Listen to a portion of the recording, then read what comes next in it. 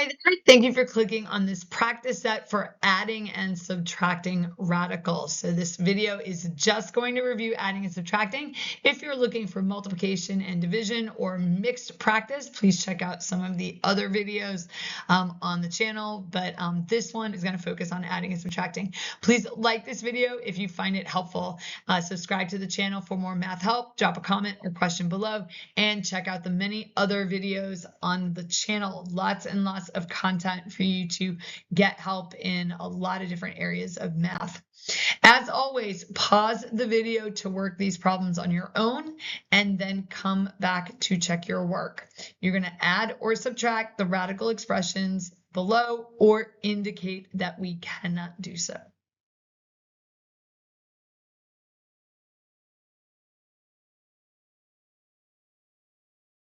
Okay, so we're going to take these two at a time on each slide and see how it goes. So we're starting off with some ones where the radicals already match. So we're starting off with just reinforcing some of the key ideas. So I have 6 root 5 plus 2 root 5. That is 8 root 5. Do not make it more difficult than that. And the most common mistake that I see is students saying like 8 root 10. Okay, so wanting to operate on those radicands, we do not operate on them. For the second one, it's the same concept, but we are applying it to a yuckier looking root. So in this case, the thing we're going to treat like the variable is that, the fourth root of x squared. So we're also mingling some x's in there under the radical, but it doesn't change the concept. And if you clicked on this from the lesson, you know that I spent about the first 8.5 minutes or so just establishing like what is the concept for how this math works. So this would be like having 3x plus 4x and you'd say it's 7x. Well, it doesn't change just because you've got something messier over there.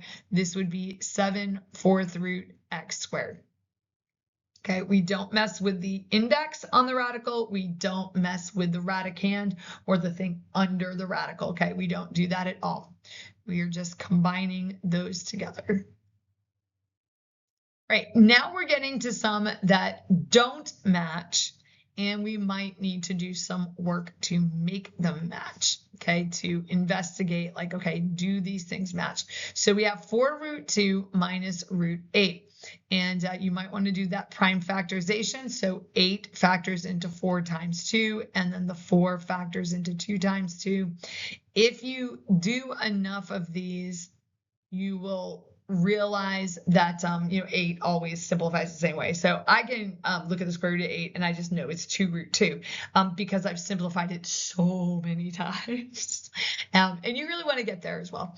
So we have a square root there.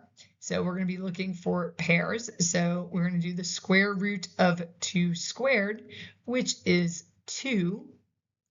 And so this boils down to 4 root 2 minus 2 root 2. Well, 4 minus 2 is 2, so it is 2 root 2. Next one. We have root 5 plus 6 root 50. So we've got to do the same thing. We've got one of them simplified, like the root 5 is good, but the 50 needs a little bit of work. So 50 is 2 times 25, and then 25 factors into 5 times 5. So that looks promising. So we have 2 times 5 times 5. And of course, we are looking for pairs. So we have a 5 squared there. And so the square root of 5 squared is 5. So that's going to come out.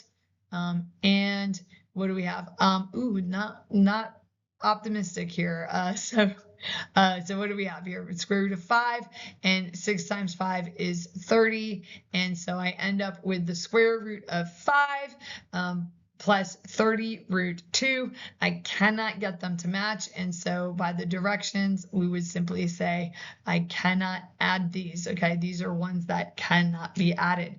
So it's like I did that simplification work, but I landed at like x plus 30y. Like, all right, like don't match. Do not match.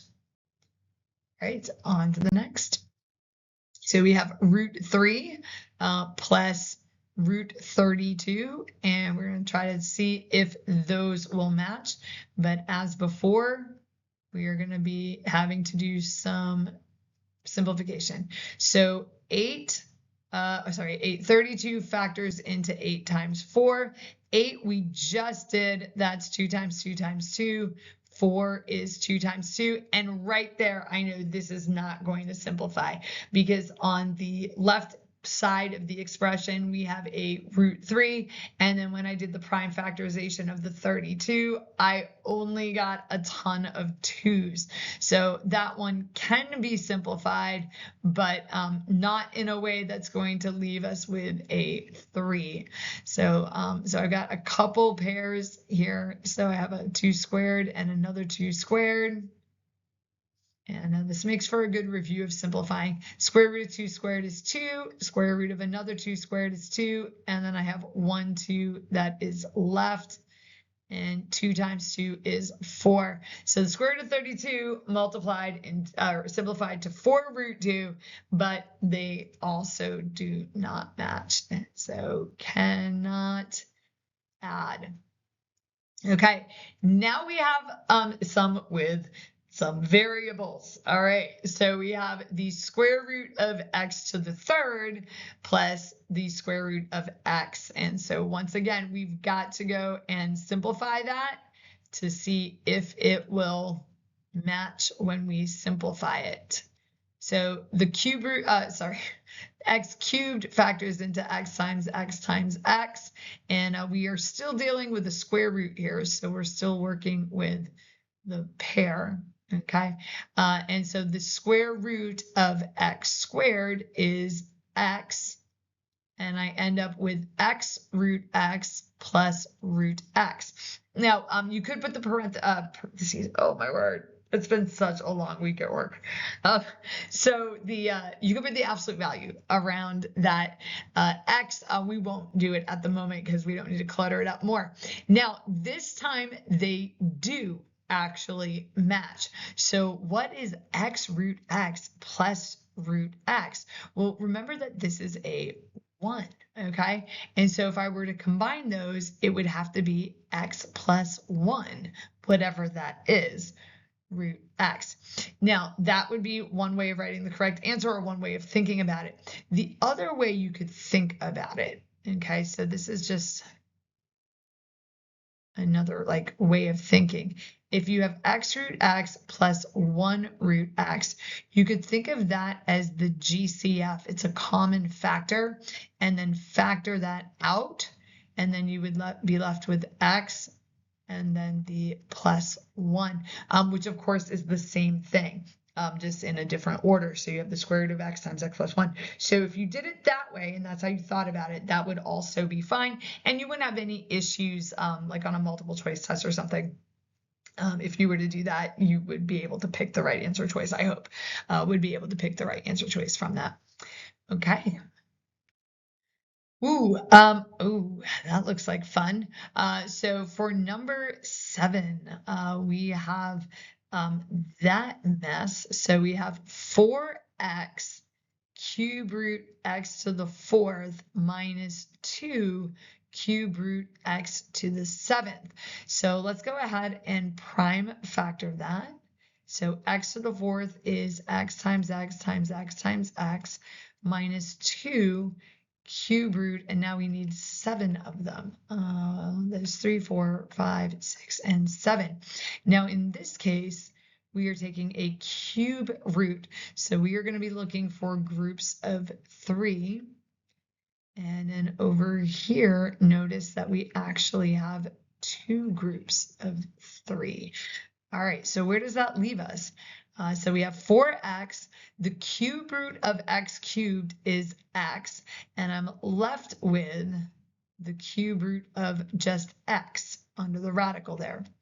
Here we have 2, the cube root of x to the 3rd is x, the cube root of another x to the 3rd is another x, and once again, I'm going to be left with a single x. 4 times x is 4x squared.